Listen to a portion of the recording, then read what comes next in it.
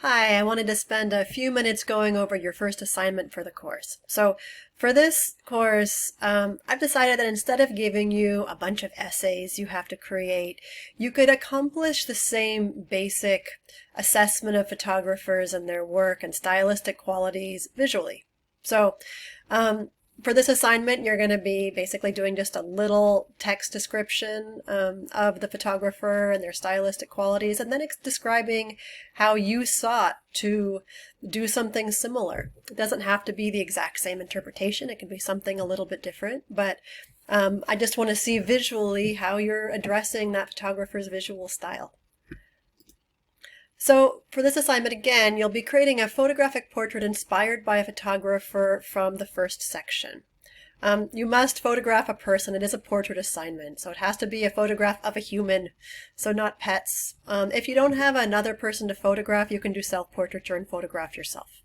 That's absolutely fine. Just a note, any photographs you turn in for the assignments must be new photographs shot specifically for the assignment by you, right? So don't submit any images created by somebody else. That's plagiarism. So what you're going to be doing with the assignment is demonstrating your knowledge by creating something in someone's visual style. So you're also going to exclude a brief description, about 150 words, with your photograph. So you're going to include that both on Canvas with the assignment you turn in and with your photographs on Flickr. You're going to describe the photographer and how you chose to emulate their portraiture techniques. You may offer, again, a completely contemporary, different interpretation of the work, but if so, just, briefly explain how you chose to reference the stylistic qualities of that photographer. It's worth about 25% of the grade for that assignment. You may use any type of camera to create your portrait. If you don't have another camera you want to use, you may use a camera phone. So you can do any kind of post-processing, you can modify your photographs. You're going to upload the image that you select, though, to both the group pool on the class Flickr page and to the Canvas assignment. So the Canvas assignment submissions are the ones that will be graded, but the images you provide on the class Flickr page are really just a convenient way for the rest of the class to see, assess, and critique your work and give you feedback. So you'll choose to emulate the stylistic qualities of one of the photographers covered in that first section. And there's a variety of different ways you can go about that. If the photographer you chose uses studio photographer and studio portraiture techniques, then you'll want to kind of consider how you can set something up that maybe references studio photography, right? So a studio photograph is an image with a person or object is placed in a completely manufactured environment, right? So you're going to be controlling the lighting to some extent. It doesn't have to be, a professional lighting. You can use light from a window. You can use light from a lamp in a room. It's fine. The main thing about studio technique is that you're kind of isolating that subject and using very simple backdrops and techniques. So if their work is primarily shot in a studio, think about the way you can kind of, create or emulate that style. So for environmental portraiture, if that's what your photographer you're choosing to emulate used, that's where a person is photographed in a very specific context or environment. So usually with environmental portraiture, that context or environment is supposed to tell us something about the person being photographed. It's supposed to create some kind of a context to give us clues about who they are and what they are. We're using that environment in the read. We're using that environment interpreting the images that we're looking at. So again, if the photographer you choose does primarily environmental portraiture, in what ways are you going to shape the images you use using an environment? So you're going to look at the methods of the photographer you chose. Study the composition. They tend to use centered compositions. Are they symmetrical?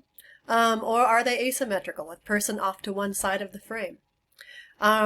Are the images horizontal? Do they tend to use more vertical shots? Are they square? What POV and distance are they from their subjects? Are they full body portraits? Are they cropped? So what kind of backdrops are they tend to use? Do they tend to use more simple studio environments? Are they shot in a specific context? Are they using a lot of props, right? Are costumes being used? You should consider the light source also. If they're using natural and light, you probably also want to use natural light. Look at the time of day. Is their lighting really angular with a lot of contrast? Is their lighting kind of simple and soft? You know, if you're photographing on an overcast day, you're going to get kind of softer, shadow-free lighting. If you're photographing, you know, in a bright sunny day in the sun, you're going to be getting kind of more harsh contrast, high contrast lighting. If you're shooting indoors, you're using light from a window, from a lamp, from both. Are you using flash? Is that something, you know, photographers didn't use flash at this period of time, but you could, you know, create similar stylistic looks by using flash and modifying it in some way. So you'll choose one of these photographers from the list that I gave you. Again, just carefully consider the kind of portraits that they shot, the, you know, the style that they tend to use, the backgrounds they tend to use when thinking about how you want to create something in a similar style. So for the grade rubric, you're going to be, again, emulating the style of the photographer will be about 25 points. Using photographic technique, right? Framing, compositional elements, lighting, you know, kind of looking at how they worked images and doing something similar is 25 points. Interpretation of aesthetics, right?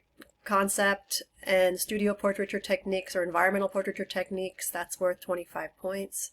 Your project description is worth 25 points as well.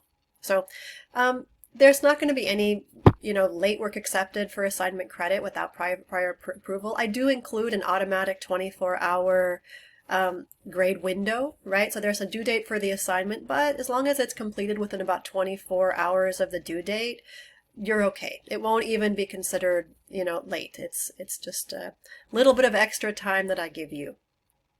But any assignment turned in later than that, since these assignments are really almost entirely group participation based, you'll be outside of that window of participation. So the assignment won't be evaluated for credit. If you miss an assignment deadline, though, there are other options. There are extra credit assignments you can do to make up points. But this is sort of the easiest way in the class of getting credit. And it's all the assignments put together are worth about, you know, a third of your overall grade in the course. So it's definitely worth, you know, kind of considering and doing these, putting a little bit of work into it, because it's going to take you way less time and effort than it would be doing, you know, a several page paper on a photographer. So this is an easy way of, you know, thinking about visual style, doing something similar, and just very briefly discussing it. If you have any questions at all about the assignment criteria, about technique, feel free to email me. I'm happy to answer questions, and I very much look forward to seeing your images.